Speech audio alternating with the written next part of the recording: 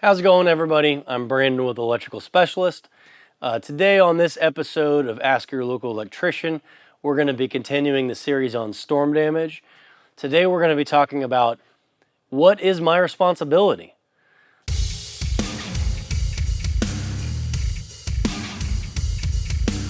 So we get a lot of calls and talk to a lot of people that aren't quite sure what the responsibility is of theirs and what the responsibility is of the power provider. Yes, we know there's a line overhead. Yes, we know there's a meter on the house. Yes, there's a riser or a service mast that goes up. There's some connections. Who owns what and what do I need to fix? So those are some things that we need to go over and make sure that we're prepared. When this happens, we know what is ours to repair and what is not and what to do. So let's go ahead and dig into that. So we're going to throw some pictures up here so we could talk about what is what. So this is an overhead line going to a service mast. There's a weatherhead there. The service mast goes down to the meter.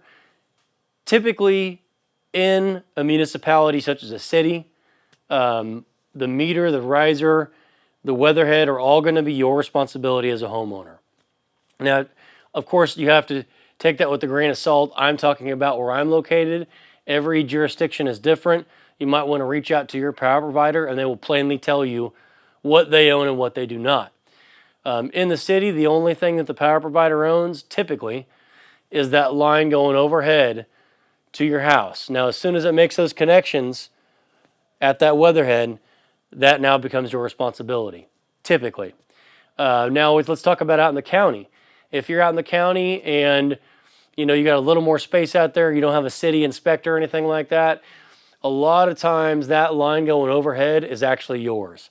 So that's something you need to find out. Call your power provider and say, hey, I'm just trying to prepare myself for a storm or any kind of replacement. What do I own and what do I not own? And they'll be happy to tell you. They have notes in the system. A lot of times they'll have a meter out on a pole and that line will come up and come to your house and you own it. So you'll literally have to get a line truck out there to put it back up. It's not so easy. It may not be that costly, but it is a pain to put back up. So a lot of times out in the county, you will own that line. It's good to know that before something happens. So the first step is know the names and the terminology of the parts and know who owns them and whose responsibility. Once you go that route, we can take you on to the next step.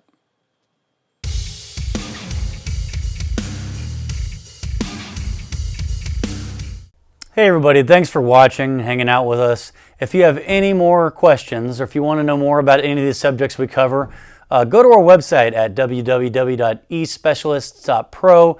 There's tons of stuff on there to get you through it.